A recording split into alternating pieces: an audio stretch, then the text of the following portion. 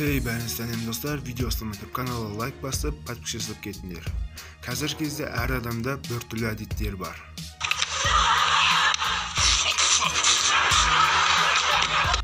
Кейбір адамдар азанда сол аяқпен тұрады, ал кейбіреулері бір түстік киімді кимейді. Бұл әдеттер гений адамдарда да бар. Бүгінгі видеода біз сіздерге соларды көрсетеміз. Олай болса, кеттік.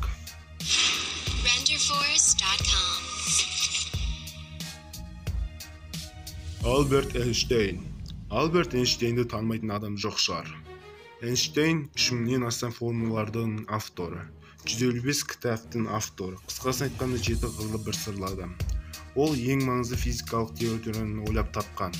Бірақ та бір түрлісі шұлық кимеген. Бұл әдет жас кезінде пайда болған. Үлкен саусағы шұлықты тесе берген. Ал кейбір адамдардың айтуы бойынша Эйнштейн азаннан кешке дейін жұмыс істеп, өзін қарамай кеткен дейді. Альберт Эйнштейннің миының өзінің бір тағдыры болған. Альберт Эйнштейн қайтыс болғаннан кейін миын алған, оны Томас Харвист сақтап қойған. Харвист миды суретке түсіріп, сосын оны бірнеше бөлшектерге бөліп, банкіге сақтап қойған. Ғалымдардың зерттеулері бойынша Эйнштейн миы сөйлем мен тілге кішірейген, ал информация сақтайтын жері үлкейген. Эйнштейн миы кәдімгі адамдар миынан 200 граммға аз. Сальвадор Дали.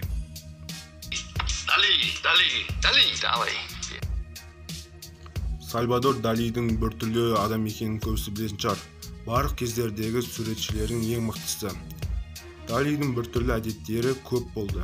Мысалға, Дали Парижден қабинаттар бағынан қырмысқа жейтінді жалға алып, көшеде серуендейтін болған.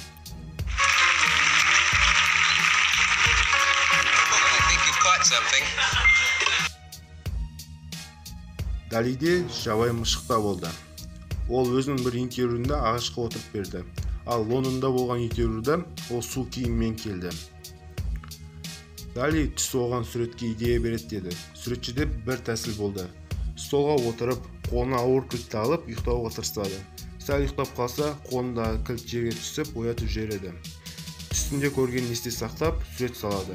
Оның суреттеріне қарап, мұндай тәсіл шынымен де істейді десек те болады. Ол өзінің өлімінен кейін таңғалдыруда. Ол өзінің адамдар көп жүретін жерге көміңдер деген. Қорытындысында Фигюрс деген қалада театр музей ғимаратында жерленген. Енді күнде оның қабірінің үстінен жүздеген адам жүріп өтеді. Микеланджело. Итальян мықты мүсіншісі, поэті, көп адамдарға таныс. Басқа адамдардың данышпандығынан бөлек біртүрлі әдеттерімен де өзгешеленген. Ол тамақты таңдамай ішкен, көп ішкен. Ол өзінің киімімен ұйықтай қала берген. Микеланджело күнімен жұмыс істеп, сол жерде ұйықтап қалған. Балшықтармен, краскалармен, тазалықпен дос болмаған. Сосын ол адамдармен жақсы қарым-қатынас жасамаған. Өзін туған ағасы өлгенде жыламаған. Микеланджело мүсін ғана істемей, өлең де жазған. Ол 300-ден астам өлең жазып қалдырған. Достар, видеоңызға каналға лайк басып, подписчик жасап кетіңдер. Алдын ала рахмет, қош сау болыңдар.